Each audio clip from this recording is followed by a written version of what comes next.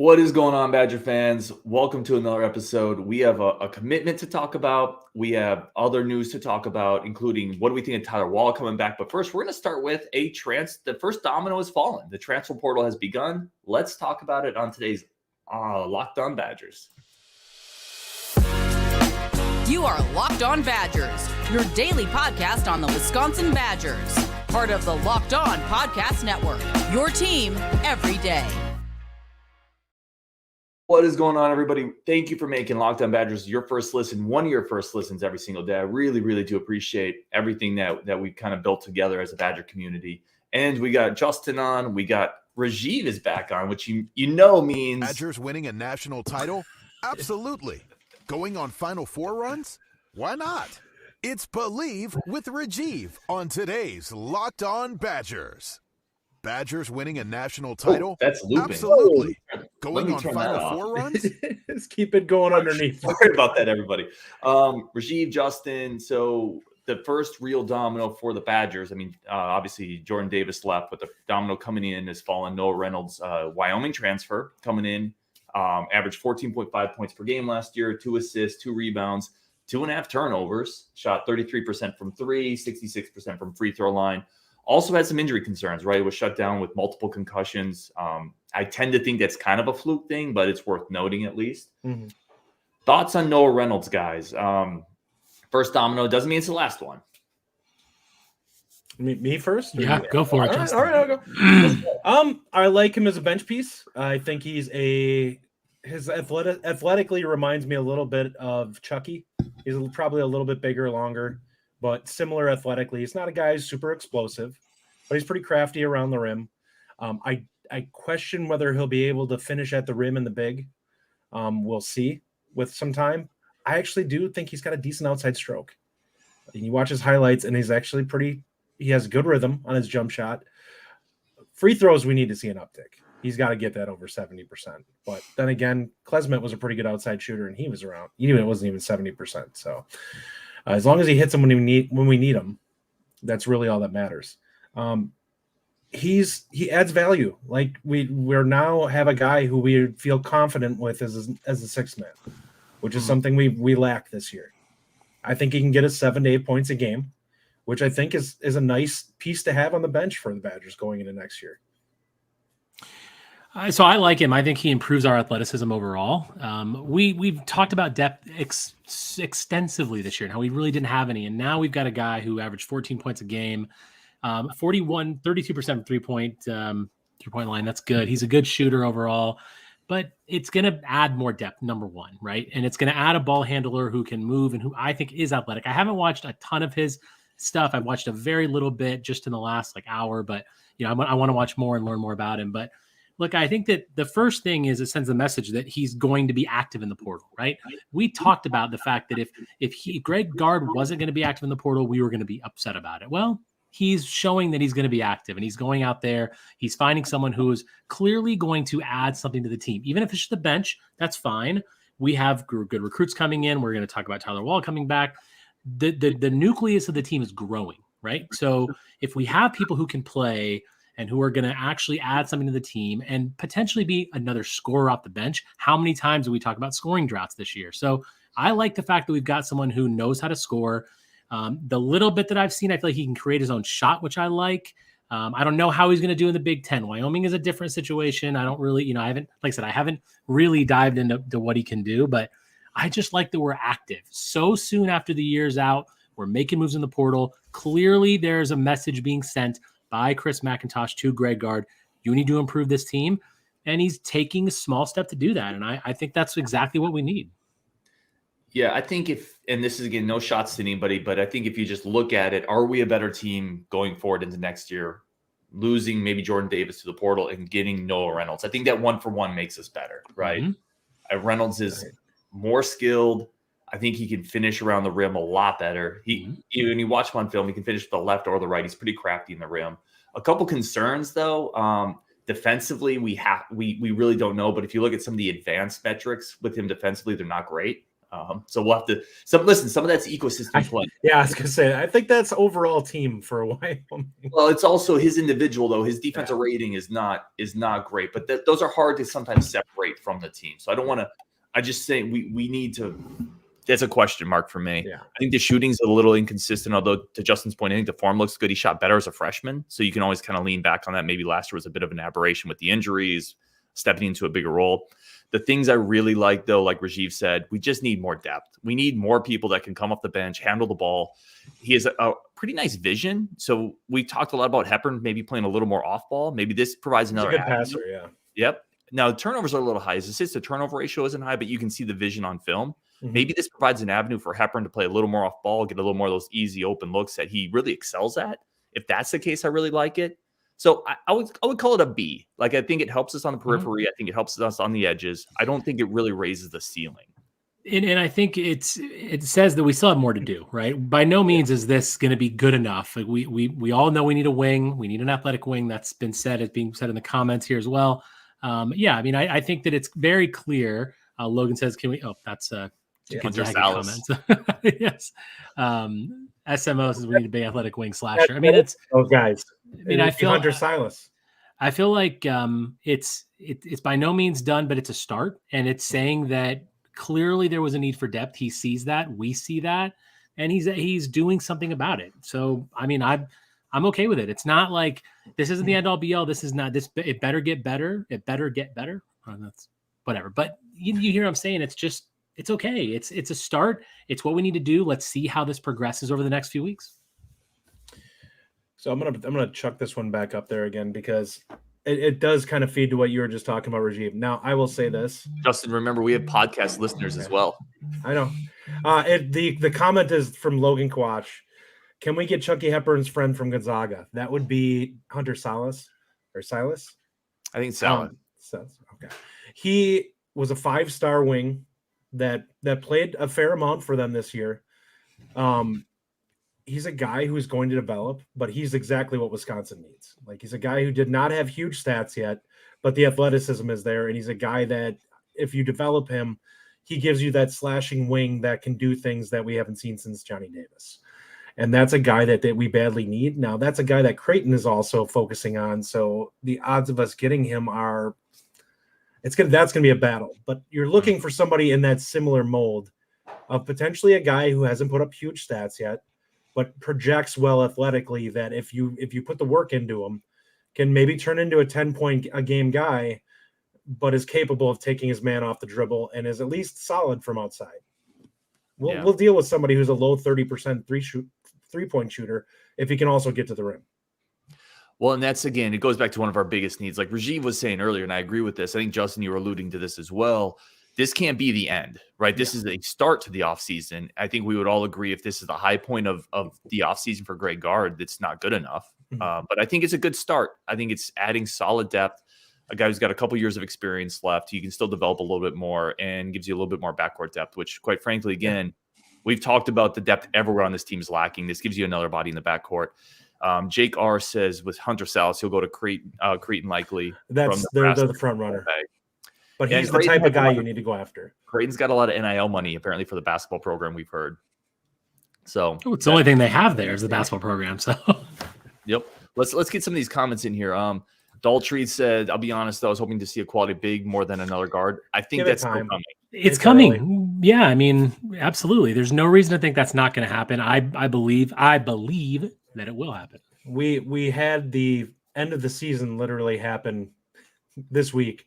So look for the next couple of weeks, a lot to change with who's in the portal. A lot of teams are finishing up their seasons and doing their exit interviews and everything. Mm-hmm. A lot of times guys will sit there and take a beat to kind of just, process the season and decide what they want to do. And quite frankly, Wisconsin might not be the first person that reaches out to somebody, but with all the collusion and everything going out, guys are going to get their interest piqued by what potentially is available to them now that the season's over and everyone's kind of, all bets are off kind of with what's going to happen in the portal. Well, and we may not be done either. And just in terms of players very true. Wisconsin. Mm-hmm. I know it's kind of been just Davis so far. there's no guarantee that we're done on that front either. Wouldn't surprise me if Hodges and Ilver and Neath. I mean, any of that could still happen. We're going to take a quick break. Neath could be a medical retirement. There's a question here. Daltrey and Jacoby Neath, the forgotten man. He just can't be healthy. Yeah. Like, he may retire. Who knows? He could be a guy that goes away on medical hardship. Corey D said needed to get a guard who can create for himself and get to the dish. Reynolds helps fill this void.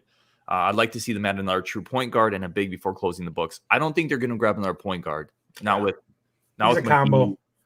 And he actually facilitates pretty well.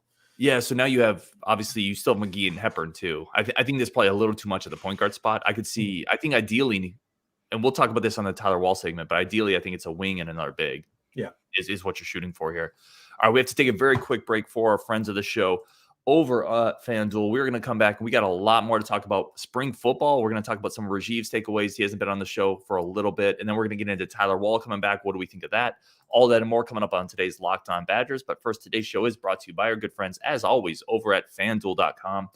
The NBA playoffs are almost here. We talk about them a lot because I'm a Suns guy. Justin's a Bucks guy. We have a lot of basketball interest on this show. And if you want to get into it, it's a perfect time to get into FanDuel with the playoffs about to start. America's #1 sports book. New customers get that no-sweat first bet up to $1,000 in bonus bets back if your first bet doesn't hit. That's free bonus bets back if your bet doesn't hit. Nothing to lose, really. Just download the FanDuel Sportsbook app. Safe, secure, super easy to use. And then you can bet on everything from the money line to who's going to win the NBA Finals, MVP Devin Booker, to point scorers, three-pointers drained, single-game parlays. Combine it all into one bet to get your best value, make it a little more exciting, and get your instant payout right away. Don't miss your chance to get your no-sweat first bet up to $1,000 in bonus bets when you go to FanDuel.com/lockedon. That's FanDuel.com/lockedon. Do it responsibly. Make every moment more with FanDuel, the official sports betting partner of the NBA. And when you're done here, go check out Locked On Podcast now as a newsletter for the NFL Draft. Go check that out, LockedOnPodcast.com/newsletters to sign up for your free NFL Draft newsletter. Targeted content for all your teams, all your players, like only Locked On Network can provide. Let's bring Justin back on, Rajiv back on. Let's shift gears a little bit. We're going to talk Tyler Wahl a little bit in the next segment. Let's talk some spring football. Rajiv, you haven't been on the show in a while. Justin and I have been chopping it up quite a bit. I'm just going to turn the stage over to you for a few minutes. Where are you at after seeing the practice reports come through? We've had 5 practices, surprises, disappointments, excitement level. Go. I mean, I think you already know my excitement level about this, but I'm going to just talk about it. So first of all, I think spring practice has been exactly what I expected and exactly what I wanted.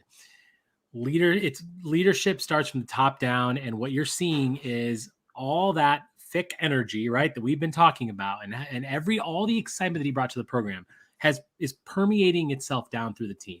You watch the camp video that was released, you read everything that Jesse Temple and Evan Flood are putting out there and all the guys that are at the practices. I mean, it's impressive. So a couple things I'm seeing right away: versatility, intensity, and high energy. High energy is number one. I mean, everyone's talking about that. Every player interview, every coach interview, every interview with Luke, everything is about energy, right? And speed, togetherness, and toughness. Every theme that he's been talking about since the day Chris McIntosh introduced him at Wisconsin, he is showing us. It wasn't all talk. It wasn't lip service. He's doing what he said he was going to do. And so, God, there's so much I like about what's going on right now. It's just so much. So first of all, everything that Luke's doing, I think, is really impressive. The high intensity, and he made a comment on the camp. We'll show on the camp video. It says, "How you do anything is how you do everything." I mean, what a mentality right now! What a mentality this guy brings. So a couple things specifically. Offensively, there's been a lot made about the rotations that we're seeing at receiver and offensive line. I love that. Look what happens when you fill a room. You fill a quarterback room with talent, you have competition. You fill a wide receiver room with talent, look at the competition. We've seen Will Pauling taking over first team reps. We've seen CJ Williams just exploding during practice. We've seen Quincy Burrows play well. We've seen DK have a big day in the 5th practice with Mordecai. We've seen so much, because now how much pressure is on these receivers, right? It's not just going to be DK, this guy, Bell, and Keontae Lewis. Now you've got 5-6 guys behind you that are going to push you every single practice. So that competition is critical. I also want to note the versatility that we're seeing. By switching these guys out, by changing the lineups, by doing different things, we're seeing what Phil Longo's really going to bring, right? He's going to bring so much change and so much, versatility and differences in play calling.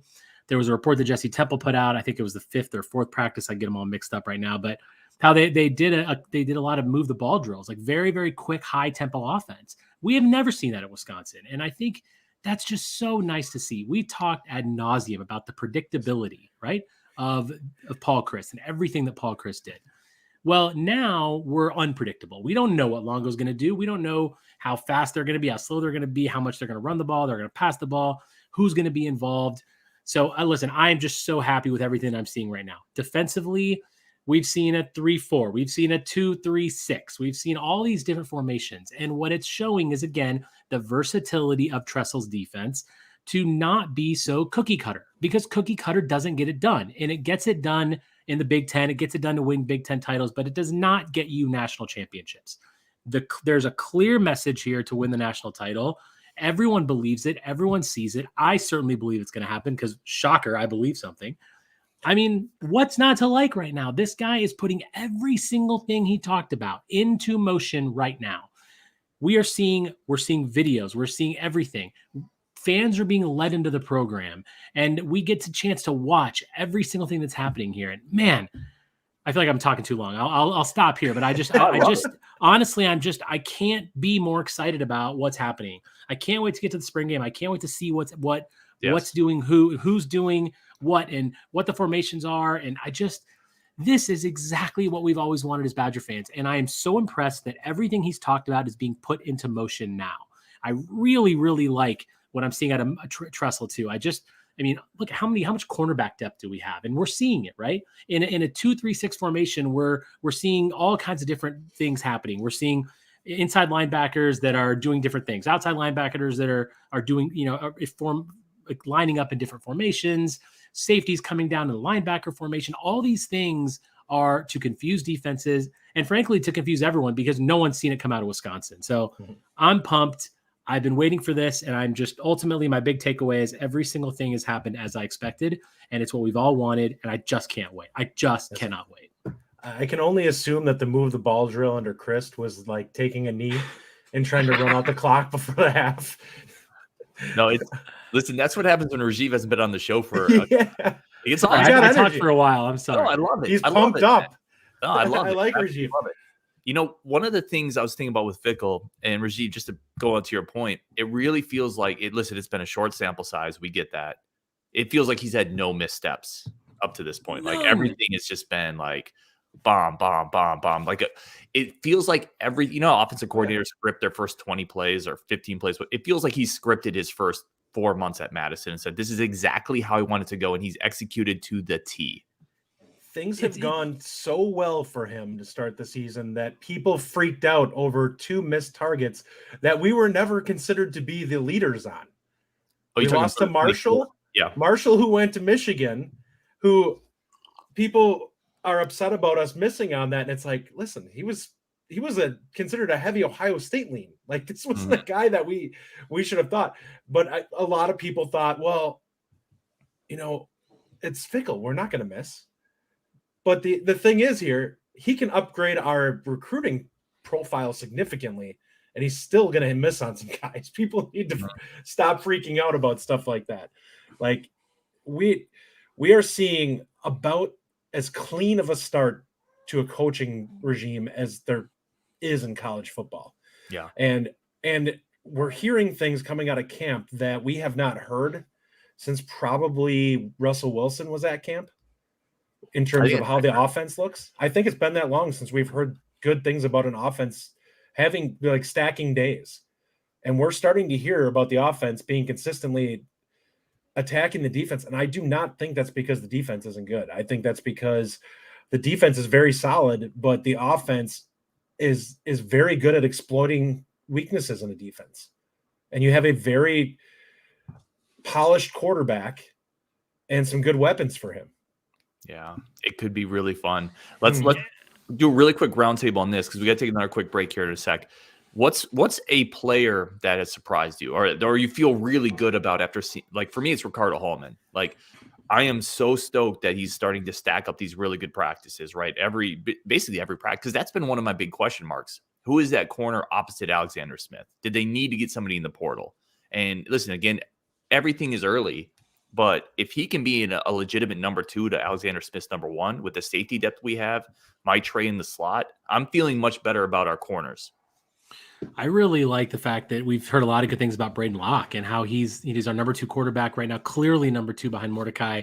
And obviously this is Mordecai's year, and he kind of had a bit of a slow start, and everyone's been saying he's been getting better as practice is going on. But how many like blockbuster plays have we heard about from Jesse Temple and these guys, from Braden Locke to CJ Williams or whatever? And I really think that he's going to push Mordecai. I'm not saying he's going to get the job, nor should he, but I like the competition, right? He's pushing him. And I feel like we've got a really nice quarterback room, and it's interesting to find out who's going to be number 3. Obviously, we're all really happy about Evers coming in.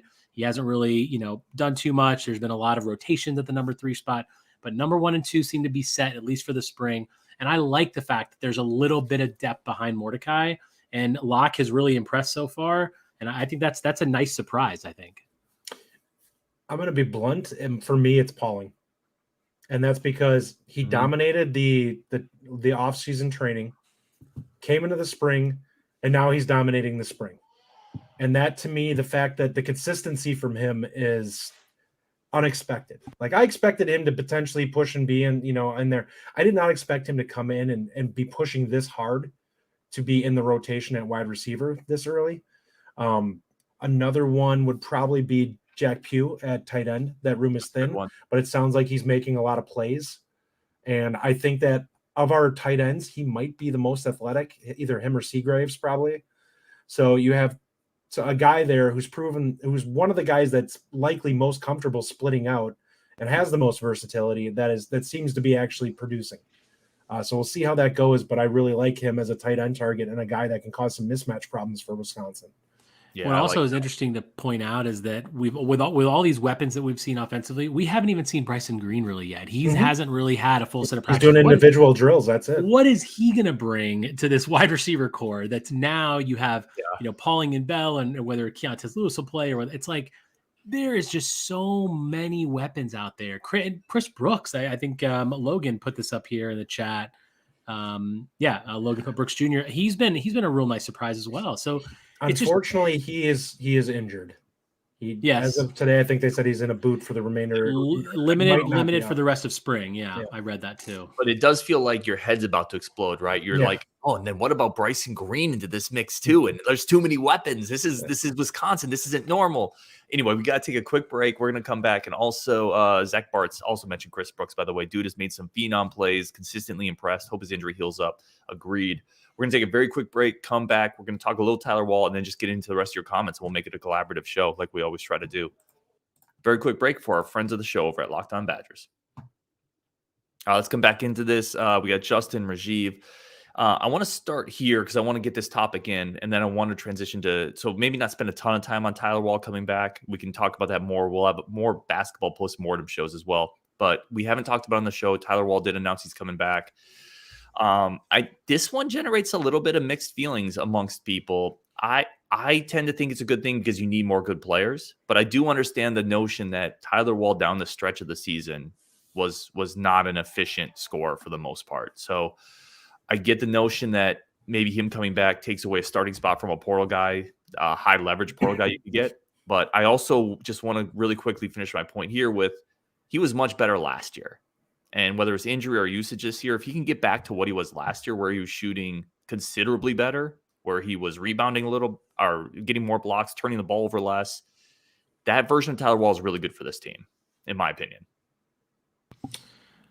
I'd agree with that. I would say that if he's the guy that we saw his junior year, that's a guy that can really help this team. If he continues to shoot in the low 40s as a post player, that's a problem. And he's got to get his awareness better. Now, I'm hoping that everything on this team moves a little bit more fluidly this next year. Because if you can get it where Wahl is kicking it back out whenever it's not there, hopefully the offense just flows a lot better. We really struggled with either post guy. And I think that Crowell had his games where he was really impressive in passing out, but he also had games where he really struggled to get rid of the ball before the double got on him. Mm-hmm. So if that gets better, this offense can make strides. I think no matter who they would have probably brought in, I don't think you're going to probably get a better athlete than what we have in Wahl in terms of versatility. You might get somebody who's a better traditional power forward out of the transfer portal, but I doubt you're getting somebody who can slide down and cover the 3 or potentially even a 2 if you really need them to in a rotation, or if, rather than if we just rotate off, or he picks up the man, I think he can do that. So there's some defensive versatility that Wahl provides that you're probably not getting if you get somebody out of the portal. So I love Wahl coming back for a couple things. One is, we've talked about it before, depth, right? So if nothing else, you've got a guy who's been our top scorer before, who, yes, and Hayden Johnson puts up here, Wahl was great until the injury. That's very clear. Look at what he did in the Kansas game early on in the season. And I think that because he had such a bad year this year, he has something to prove, right? So he's going to come back, and I hope he comes back and really works on his body in the offseason, really works on his jumper, works on, obviously the field goal percentage was atrocious this year, and that can't happen. But look at the sample size before this year, but really before his injury, we expect it to be improved next year, and I think that'll happen. So yeah, look, I like him, and I think that with guys like Gus coming in, we're obviously very excited about him. I think it'll help the new guy's development a little bit too, because here's a guy who can play the power forward. He can dribble the ball up the court. He can handle the ball. He has nice post moves. Yes, he fell off, and yes, he wasn't a bit of sometimes a liability at times when he handled the ball and when he shot inside. But he's a guy that I want on the team versus a guy that I don't want on the team. If you told me Tyler Wahl was leaving, I would think that we would have a hole that we would have to fill. Now we don't. We just have to hope that he plays better next year, which I think he will, and it adds that depth. And there's look, he's a good player. He's been a nice player for us for many years. I'm all about him staying, and I think it's just one more piece of, we need to improve this team for next year. We need to take big strides, and I think him being on the team is only going to help that. I really don't think it's going to hurt us having him there. Yeah, we got to remember too, like, defensively, he, and Justin, you said this, is probably our most versatile defender. He's a good rebounder. He just can't be your first or second scoring option because he gets tunnel vision. And that's where we ran into some of the issues last year. I want to get to some of these comments quick. Zach Bart's kind of surprised, but I like the veteran leadership coming back. If he fully heals up and returns to form, it's a win for us. Jake R., I really like this comment from Jake. As the third or fourth option offensively, it's a great place to be. He just needs to finish like she's shown he can. Logan Couch, Badgers need more height and length and three-point shooting ability. This is where that counterpoint to Wahl coming back maybe limits your ability to get more shooters on the court, because we had a comment earlier that said he needs to improve his mid-range shooting. I agree. I already lost that comment. I don't know if that's going to happen at this point in his career. I have a question there, because I don't know how you feel. I don't think shooting was a problem with this team necessarily overall. You had 3 high-level shooters in Chucky, Klesmet, and Connor. What they missed is they missed somebody that created gravity in the lane and pulled defenders to break down. Like when Johnny was here, part of what got guys open looks was the fact that when Johnny went to the paint, everyone sucked in on him. We don't have that guy. And that's the biggest problem, is that we're shooting a lot of contested threes. Yeah. And actually we shot pretty well from 3, considering that how many contested looks we had. Now, if you get somebody who can actually create some of that, can be a catalyst in that regard, where they suck the defense down. And I don't think he can be a post guy, because I think that it's too easy to help off of that in different ways. You need somebody who's going to drive, because it puts pressure on everyone to try to react to it. Whereas a post defender, you can kind of set that up with, when that happens, when this guy gets the ball in the block, you're the one that's coming over to help or whatever. It's a little bit harder to do when a guy's coming right down the middle of the lane, because everyone's going to react to it, because nobody really truly knows who should be grabbing that guy. Yep. No, I fully agree with that point, Justin. I think this team desperately misses somebody who can collapse a defense. They desperately miss that. And let's be fair, like Tyler Wahl, to your point, is not that guy. He's just, neither is Noah Reynolds, quite frankly, in my opinion. So they're still missing that, and they may not solve that this year.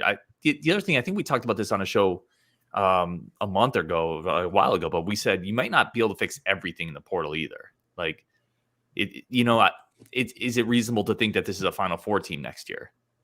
No, that's my point. Like, probably no. I mean, my point though is people expect everything to be fixed in one off season. Yeah, I think what a reasonable goal for next year would be to see this team get to say 21-9.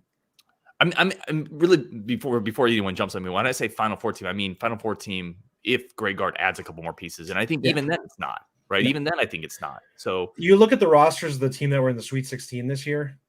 We were substantially undermanned in terms of athleticism and depth to the bulk of the teams. I mean, look at the bulk of the players we saw in those Final Four games. Those teams are so much more athletic than Wisconsin, bigger, stronger. We had some shooting, yes, but there wasn't a team that we matched up well with in the post at all. I like Crowell. I think he's a solid big. There were teams that would have absolutely shut him down in the Sweet 16 on. Yeah. UConn definitely would have because they shut everyone down. Yeah. They have a ton of size. They were a problem for everybody, and the size was a big part of it. It's like the Bucks. You can't deal with all the 7-footers. No. I think the last thing I would say about Tyler Wahl is with, the leadership is it can't really be understated. I mean, we're going to have young guys coming in next year. We're going to have Noah coming in. Like, we need a guy that's kind of been that journeyman here with us and can just kind of help bridge that gap to the younger generation. And, he's going to work really hard. There was a comment you just put up there earlier about, I think Don't Badger Me said Tyler will be playing with more urgency and finality. That's, it's a good point. I mean, he's going to be pushing himself this year. He's coming back for a reason. Right, he's coming back to prove that what happened, at least my sense of it, what happened this year is a fluke for him because we haven't really seen that kind of low field goal percentage shooting from him ever in his career until this year. So, yeah, I mean, I really think it's not going to hurt us. I think it's going to help. He's going to bring that kind of solidity to what we have, and you pepper in some new players, and we'll see what happens. I want to kind of just pivot back to bigger picture here because I think I want to finish on this because we're getting up around 30 minutes. Again, I didn't get to every question, but I kind of want to pivot back to what is a successful goal for next year. Justin, you kind of started to touch on it. Like if Greg Gard hits this offseason out of the park, is a top 4 Big Ten finish and a Sweet 16 run, is that successful next year? I would think so, but there's some people that want more than that. Is it 32? Well, I mean, it's not reasonable to expect more than that. Like that would be a successful season. Mm-hmm. And based off this roster, see, that's where I struggle with it. I just don't think this roster is capable of that. I think we could be better next year based off what we have, and if the rest of the Big Ten gets better, we could end up with a similar record and be a better team. So it's one of those things where if we see substantial, like if they say we go big and we pull one of the top guys out of the portal, that could be a difference maker for Wisconsin. You have a chance that you have a player like, listen, I look at the roster that we currently have. Of the guys that we have, the only person that I see that I can see substantially making a big leap is Connor. He's a guy who I think if Connor made a 4-point per game jump next year, I don't think that would shock any of us. Like if his efficiency went up, he got better at getting to the rim, gets to the line more, he could easily eat up 4 or 5 points. I think most of the other guys, there's just not that progression in them that you look at it and be like, you kind of look at it and go, where is this change in their game going to happen that's going to allow them to make a big leap? People like to compare Crowell to Kaminsky, and it's just the skill sets are completely different. Frank was great at putting the ball on the floor against other bigs. He was incredible, quite honestly, at taking the ball off the dribble and shot faking other big men and driving down the lane. That's a nonsense comparison, though. Like it is. He was also almost a 40% 3-point shooter. Yeah. I mean, that's a nonsense comparison. It is. Compare Crowell to Berggren or somebody. Yeah, and that's fine. And that what you're saying there is if he goes up another point or two a game, great. And I think that's with any of the guys.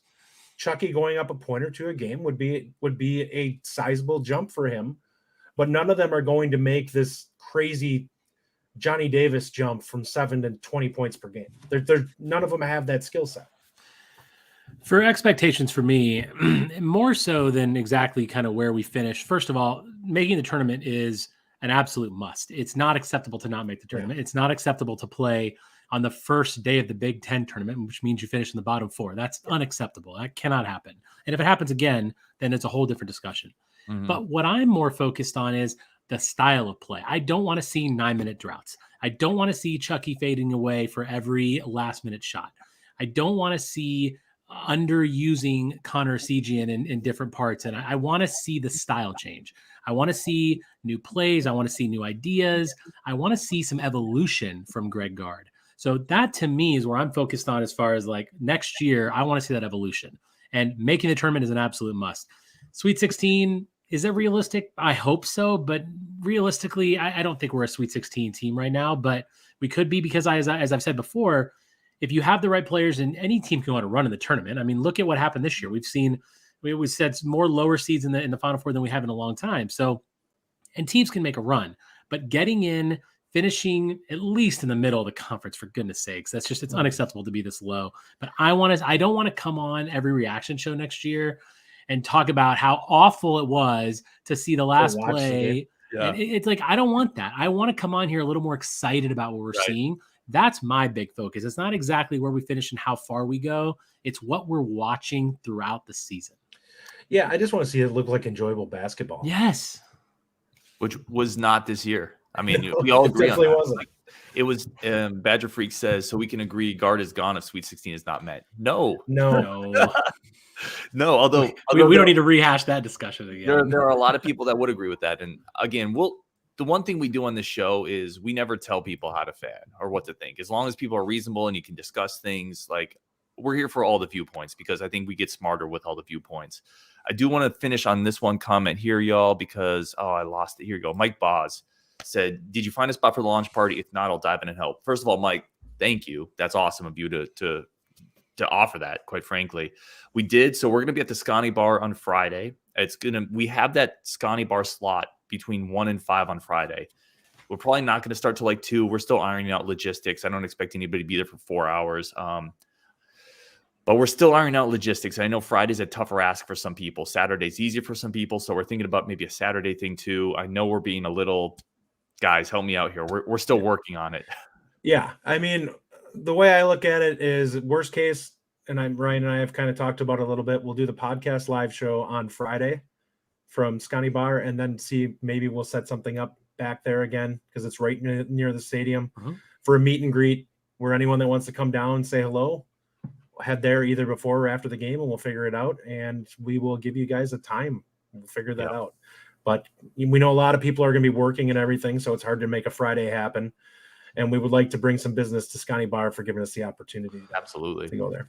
Totally. And whether you're, in Madison or close to Madison, or you can get there, the launch is a free game. So obviously going there would be a lot of fun. So we welcome everyone to come out, and we would love to meet as many of you as we can. But yeah, I think the live show, hopefully a lot of you can show up, but I think, totally doing something on Saturday, whether at the game, whether it's a place we can kind of say we're going to be and come talk to us and hang out with us, watch the game with us, and we'll do something afterwards as well. I mean, I think the three of us are going to be doing some drinking in Madison. So anyone's up there, please send us a message. Hey, you guys are nice.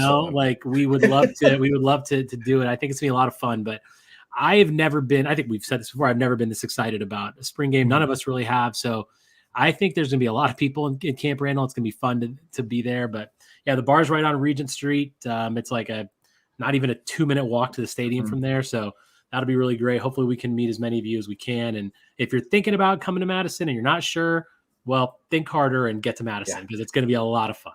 Come show up for it. It'll be low key, low pressure, no stress. Just talk Badgers, have some beer, have some wings. And we're planning a couple fun things too to do. So if you can make it, that'd be incredible. If not, no worries. And with that, gentlemen, we're 40 minutes in. I'm keeping people longer than we mean to. But when we get Justin Rajiv on, we always got to go a little long. On Wisconsin, and let's take you out on the recruiting cannons, because we got a new commit. Fire the recruiting cannons. Another one is headed to Madison. On Wisconsin. On Wisconsin, and we'll talk to all y'all tomorrow.